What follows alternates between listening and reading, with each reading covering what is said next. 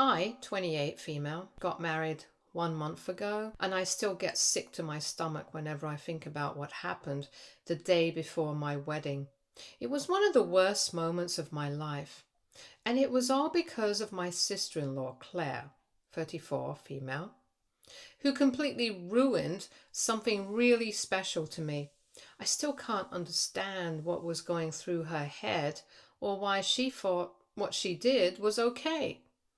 Honestly, I do not think I will ever get over it. So, Claire is my husband's, Josh, 30 male, older sister. She's always been dramatic, loud, and a little too into everyone's business.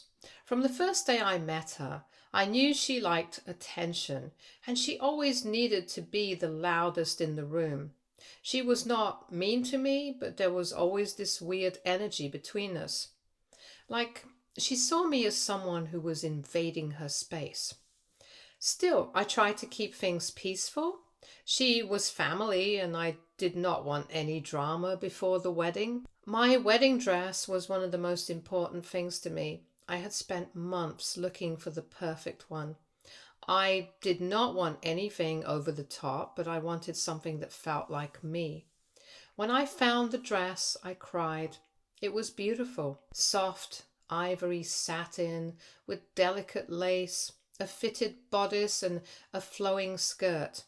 It was not cheap, but I saved up and paid for it myself. I went for several fittings, made adjustments, and finally had it tailored perfectly to my size. I'm a size 6, and the dress was made to fit my exact measurements. It was stored safely in my closet in a zipped up garment bag, just waiting for the big day. I had everything planned to the last detail: my hair, makeup, shoes. And the moment I would walk down the aisle in that dress, I never imagined something would go wrong, but then Claire happened. The day before the wedding, I was staying at my in-laws' house because it was closer to the wedding venue. Josh had gone to stay with one of his groomsmen. My dress was hanging safely in the guest room closet where I was sleeping. Everyone knew not to touch it. It was not a secret. I had reminded everyone more than once. I went out with my bridesmaids for a quick lunch and to pick up some last-minute things. I was gone for maybe 3 hours, and when I came back, I went upstairs and immediately noticed something was off. The zipper on the garment bag was open. I froze. I did not want to believe anything could be wrong, but I opened the bag just to be sure. That's when I saw it. My wedding dress was completely stretched out and torn in places. The back zipper was busted open, seams were popping, and the bodice looked like someone had tried to stuff themselves into it. There was even some faint makeup smudges near the neckline. My heart sank. I just stood there, staring at it, not even able to process what I was seeing. I was still holding the dress in my hands when Claire came into the room like nothing had happened. She looked at me, saw the dress, and actually laughed. Then she told me she had tried it on just for fun. I remember her saying something like she had always wanted to try on a wedding dress and could not resist the temptation. She thought it was no big deal. Here's the thing. Claire is a size 9. I am a size 6. That dress was not going to fit her. She had to force it on, and by doing so, she ripped the seams, broke the zipper, and totally ruined the structure of the bodice. I don't know how she even managed to get into it, but clearly it was not without damage. And she did all of this without asking me, without permission, without even thinking about how important the dress was to me. She did not apologize. She just brushed it off like it was not serious. She kept saying it could be fixed, or that I could just wear something else. Like I hadn't spent months finding this exact dress. Like I hadn't poured my heart into making everything perfect. I was supposed to wear that dress the next day. It was supposed to be the happiest day of my life, and instead, I spent the night crying in the bathroom, trying to find someone who could help me do emergency repairs. There was no time to buy a new dress. The boutique where I got mine from was in another city and they did not have anything in stock in my size. I called around to tailors and luckily one kind lady agreed to help me on such short notice. I had to drive across town in rush hour traffic. She spent hours trying to sew the seams back together and fix the zipper, but the dress was never the same. It did not fit quite right anymore and I had to be super careful while wearing it so it would not fall apart again. I didn't sleep at all that night. I was so stressed, so angry, and so heartbroken. Everyone tried to calm me down, telling me to focus on the wedding and not let it ruin my big day. But how could I forget what happened? My dress was ruined. My dream was shattered. All because Claire decided she wanted to play dress up with something that was not hers. The worst part was how unapologetic she was. No guilt, no real explanation, just a shrug and a fake smile. She even tried to act like I was overreacting. She told a few of the relatives that I was being a bit much about a dress and that it was not the end of the world, but it was my world, at least for that day, and she knew it. Josh was furious when he found out. He could not believe his sister had done something like that. He told her off. They had a huge argument, but by then the damage was already done.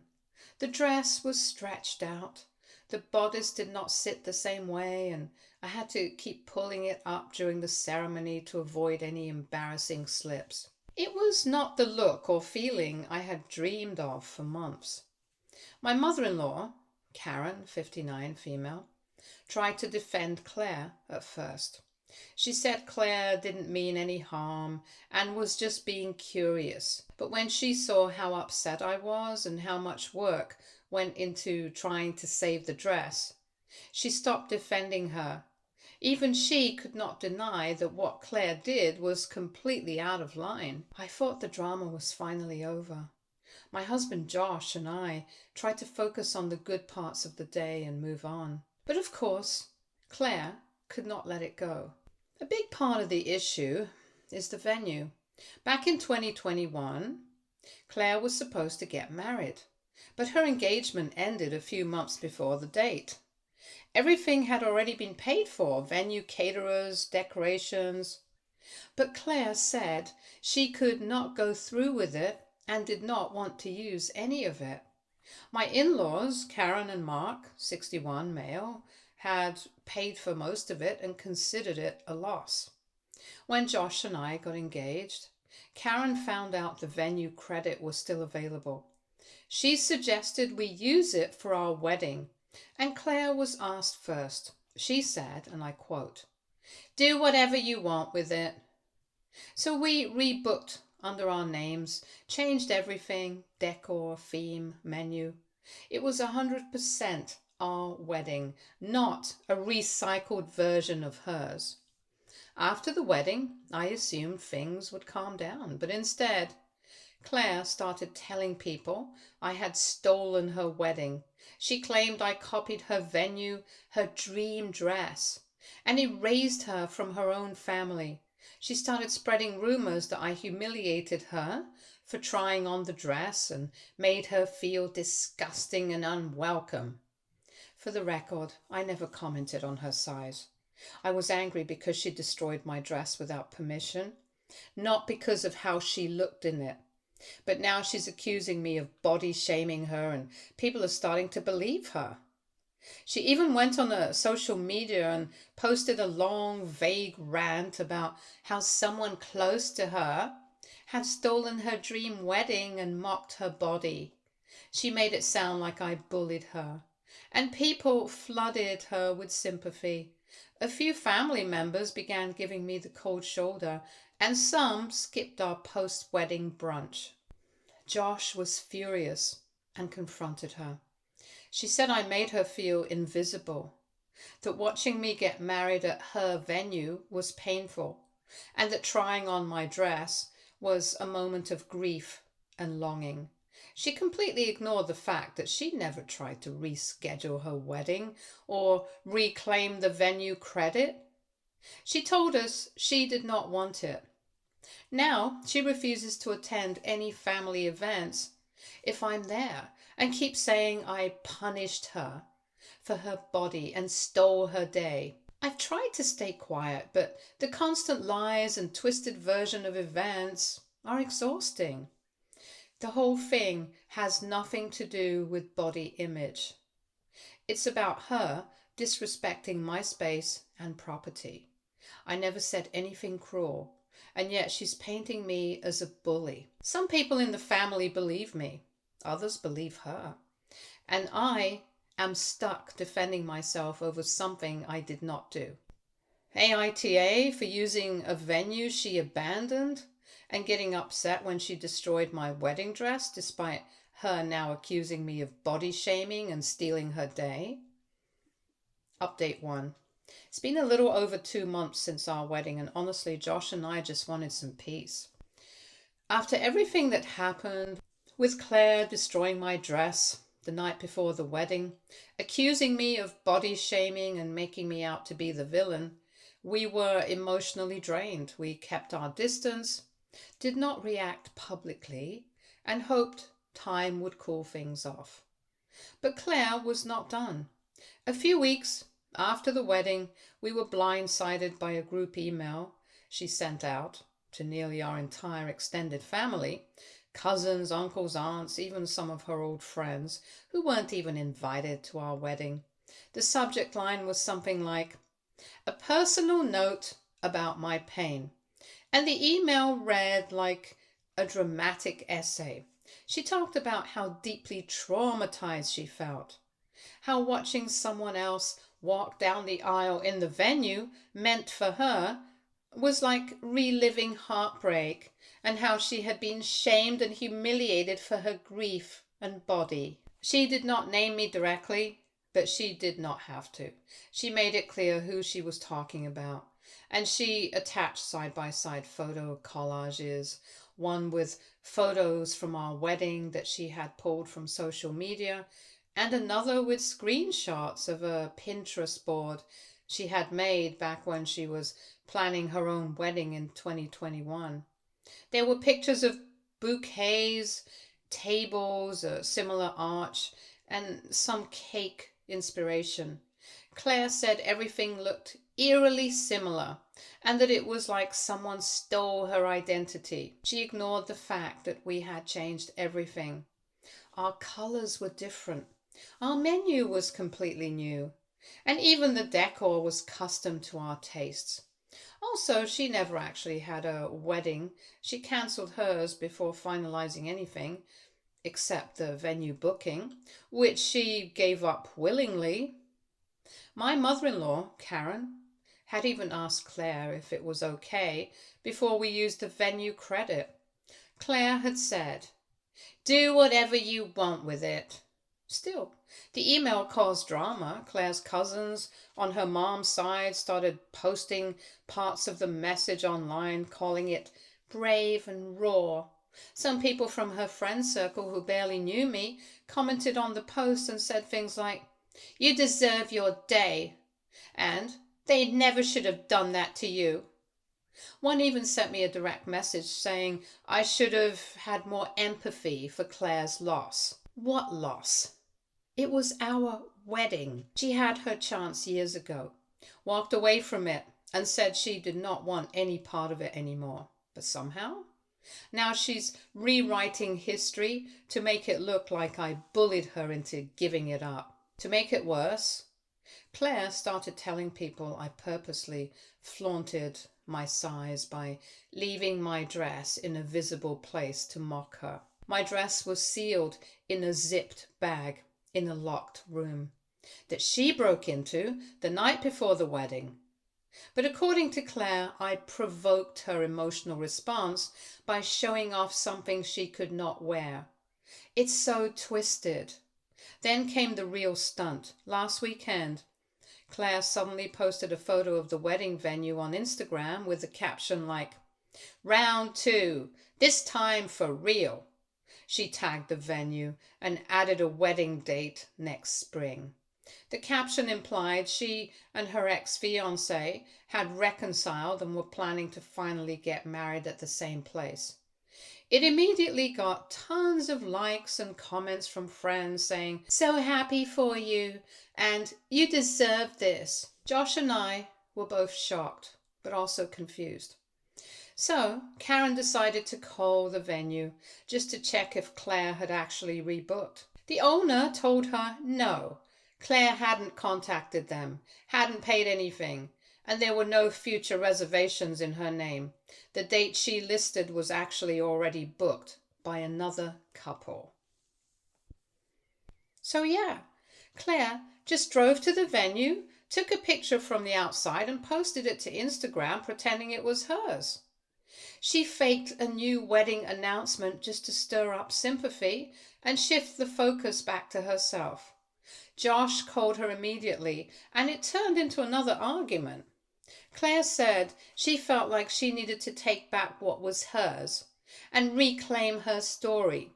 She said she was finally healing by imagining herself in the wedding she never had. When Josh pointed out that she had lied to everyone, she said we were gaslighting her healing process. That phrase alone made my blood boil. She's trying to rewrite everything that happened so she can feel better about being called out. But in doing that, she's throwing me under the bus, making me look like a bully and dragging our entire family into a mess that started because she ruined my wedding dress without permission. Karen and Mark tried to talk to her after the fake post went up, and Karen even suggested therapy. She was not being harsh. She genuinely offered to help pay for it and said maybe talking to someone would help Claire process everything she's clearly holding on to. But Claire took it the wrong way and accused them of choosing a daughter-in-law over their real daughter. She left in tears and hasn't spoken to them since. Now she's blocked me, Josh, and Karen on all platforms. She posted another cryptic story the next day saying, "Sometimes you have to walk away from fake support and protect your peace." A couple of her friends reshared it with comments like, "You're so strong and good for you, Queen." At this point, I didn't know what to say anymore. I've tried to keep quiet through all of this. I did not respond to her email, did not engage with her social media posts, and never even confronted her for the way she ruined my dress. But she kept making me out to be this cruel, petty woman who body shamed her and stole her moment. I just wanted to marry the man I love and celebrate with my family. Instead, I spent the last month putting out emotional fires, defending myself from lies, and watching my in-laws be torn between keeping peace and standing by the truth. Some family members have distanced themselves from us. Others are clearly uncomfortable but trying not to take sides. And the worst part is, I do not even think she's done. So yeah, that's where we are now. One ruined dress, one fake wedding announcement, and a whole lot of drama later. I'm just trying to move on, but it feels like Claire won't let me. Update 2. It's been 2 months since Claire faked a wedding announcement, blocked half the family, and turned the entire situation into a self-pity circus. I thought things would calm down after her fake wedding stunt flopped. But Claire isn't the type to leave things alone when there's still a tension to be squeezed out of them. I hadn't heard anything from her since her meltdown, and honestly, I was relieved.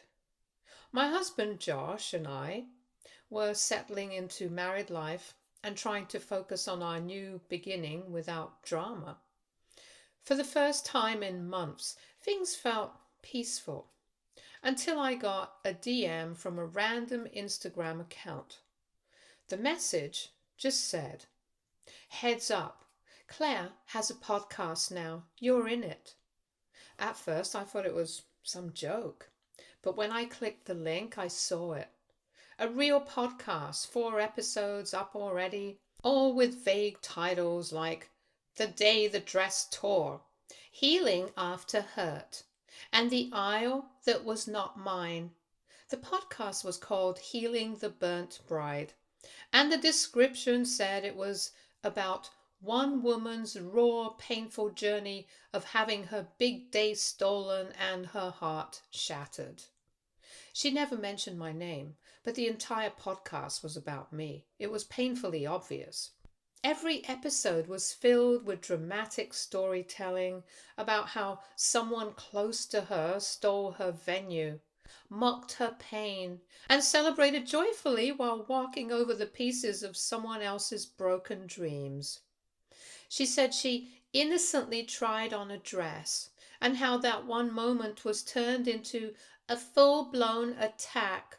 She talked about being body shamed and banished from her family for not looking like a model in a dress that was not made for her. The story was twisted beyond recognition. She played the victim so convincingly that if I hadn't lived through the whole thing, I might have believed her too. She also included overly emotional music and fake tears in parts. It felt like she was trying to create a soap opera from our lives, turning herself into the wounded heroine and me into the villain who stole her dreams. Josh listened to it with me and he was speechless. His parents, Karen and Mark, were even more horrified. Karen cried, not because she was hurt by Claire's words, but because she felt like she did not even recognize her daughter anymore. She said Claire was always a bit self-centered, but this was something else. This was delusional. But Claire did not stop at just a podcast. In the 4th episode, she casually dropped a bomb. She had submitted a script based on her experience to an indie production group. She claimed the story had been optioned for a short film and that she would be co-producing it to ensure the emotional truth stayed intact. She even posted behind-the-scenes photos of the script with dramatic titles like "The Stolen Bride," based on true events, and vague captions like "Telling My Truth, Finally." Then came the flood of sympathy comments. Strangers were calling her brave, asking when the film would be out, offering to help fund her healing journey. Some even started tagging me in the comments, assuming I was the evil sister-in-law she vaguely referenced. To make it worse, Claire has gained a small but loyal online following. Her followers repost her quotes about rising from betrayal and leave comments like "You did not deserve that" and "So proud of you for speaking out." It's like she's trying to become some kind of influencer of this made-up tragedy. I did not respond publicly.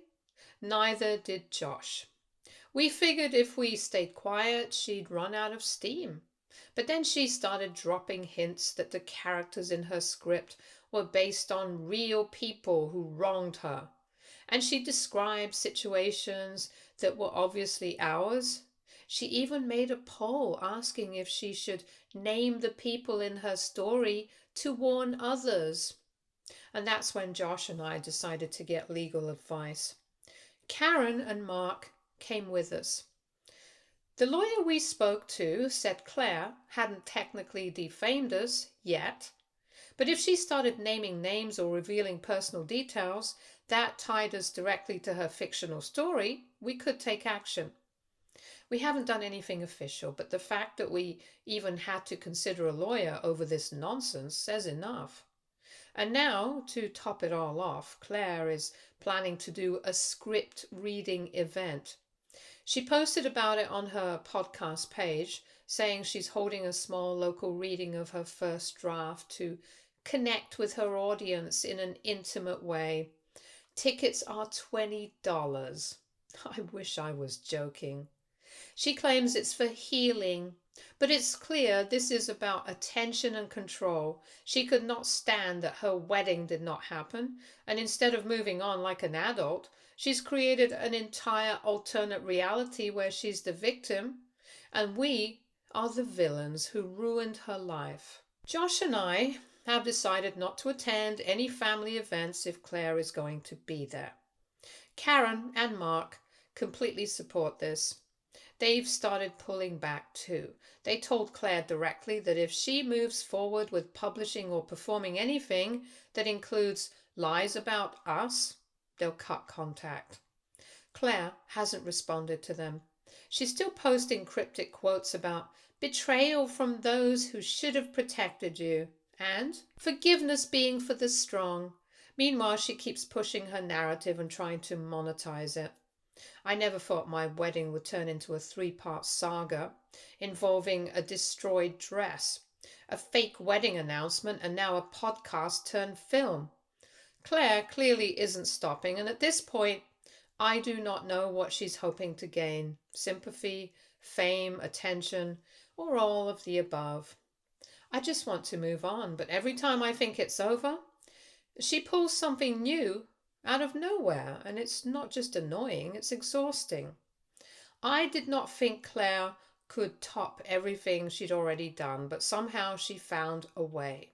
I thought her fake wedding announcement, the podcast, and the script reading were rock bottom, but I was wrong. This final stunt was not just dramatic, it was cruel. And this time, it finally pushed the rest of the family over the edge. It started with an invite, not from Claire, but from her new assistant. I got an email from a generic Gmail address that said Claire was hosting a private documentary screening and emotional healing night at a local rented hall. The invite was formal and overly sentimental, full of phrases like a journey of pain and rebirth and witness one woman's truth in raw, unfiltered light. I rolled my eyes and deleted it. Josh got one too, and so did his parents. Karen and Mark and a few of our cousins, and none of us planned to go. After the podcast and the fake film buzz, we figured this was just another attention grab. But one of Josh's cousins, Rachel, did attend, mostly out of curiosity. She later told us everything, and honestly, it left all of us stunned. Claire had rented a small event space and decorated it with candles, white roses, and framed photos of herself.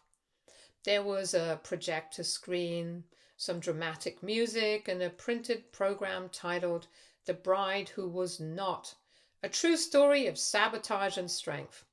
She stood at the front and gave a long emotional speech about how she had finally healed and how she wanted to share her story to help other women who had their moments stolen. Then she showed a 25-minute video edited like a documentary, filled with clips from her podcast, fake reenactments with actors, and stock footage of sad brides crying in wedding dresses. The kicker? She had used real photos of our wedding, photos that Karen had posted in the family group chat. Claire had cropped and edited them, zooming in on my dress, our first dance, even the family toast. She used them as visuals for the section where she claimed her wedding was hijacked. She even added dramatic text like, "This was supposed to be my day," over a picture of Josh and me walking down the aisle. She did not blur faces, she did not hide anything, she practically accused us of stealing her life in front of a live audience. Rachel said people were uncomfortable, whispering to each other and exchanging looks. A few people walked out halfway through, but the final moment was what changed everything. Claire ended the presentation by announcing she was publishing a memoir. Not just a digital version, a printed book. She held up a printed proof copy and said it would be released publicly next month through self-publishing. The title? The Stolen Vows. A Sister-in-Law's Betrayal. When people asked if the book was fiction or non-fiction, she proudly said it was her truth and that she would not be changing names. That's when everything blew up. By the next morning, the entire extended family knew. Group chats exploded, cousins were furious, aunts who had previously defended Claire were stunned. Several people called her out directly, saying she had crossed a major line by dragging us into her public drama, using our real names, our photos, and inventing events that never happened. Karen and Mark were heartbroken. They called Claire and demanded she destroy every copy and shut it all down. She refused. She said they never supported her and that this was the only way to reclaim her voice. Josh and I contacted our lawyer again. He said this time we had a very strong case for defamation, invasion of privacy, and unauthorized use of images. We are still exploring our options, but we have copies of everything now, just in case. But Claire did not stop there. After she realized the family was turning on her and that her parents were furious, she tried one last desperate move. She posted on social media that she was hospitalized due to a severe emotional breakdown caused by betrayal and harassment. She did not name us, but she implied that the entire family had bullied her into silence and that her mental health was suffering because they could not let her heal in peace. She uploaded a photo from what looked like a hospital bed with a vague caption about being hurt by those closest to you. The comment section filled with sympathy again. Strangers wrote paragraphs about how strong she is, how proud they were, how she should cut off toxic people no matter who they are. But this time, it didn't work the way she wanted, because one of her old high school friends, someone who still follows me and Karen, recognized the hospital gown and bed as a staged set from a local photography studio that offers dramatic portrait sessions. It was not a hospital, it was a themed photo shoot. Once that came out, everything fell apart. The remaining few relatives, who were still neutral, finally turned on her. Everyone saw that Claire was not trying to heal. She was trying to stay relevant, stay dramatic, and milk the situation for as long as she could. Karen and Mark told her she was no longer welcome at family events until she publicly apologized and took everything down. She responded by blocking them. Again. Claire is now completely isolated. Most of the extended family has cut her off. Her podcast reviews are flooded with people calling out the lies. Her book release page was reported and taken down for violating content policies. And her truth documentary is nowhere to be found online anymore. She deleted all the videos after being threatened with legal action. Josh and I, we're okay. Exhausted, but okay. We never asked for any of this. We just wanted to get married, enjoy the day, and live our life. But Claire could not let that happen. The sad part is, if she had just apologized after the dress incident, genuinely apologized, none of this would have happened. But she kept doubling down, pulling stunts, twisting stories, and trying to play the victim until even the most loyal people around her could not keep pretending. I don't know if she will ever come back from this, but at this point I'm no longer angry. I'm just tired. This is the last update I'll be sharing because I need to stop letting Claire take up space in my life. But I wanted to write it all down for closure, for anyone who followed this whole mess. Stay tuned for more stories from our girl relationships.